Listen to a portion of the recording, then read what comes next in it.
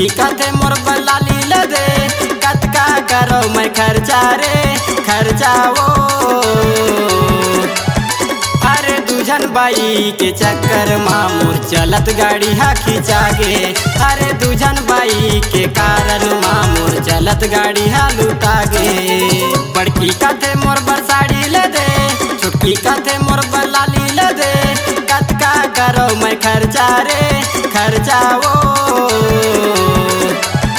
अरे दूजन बाई के चक्कर माँ मोर चलत गाड़ी हा खिंचा गे। अरे दूजन बाई के कारण माँ मोर चलत गाड़ी हा लुटा गे।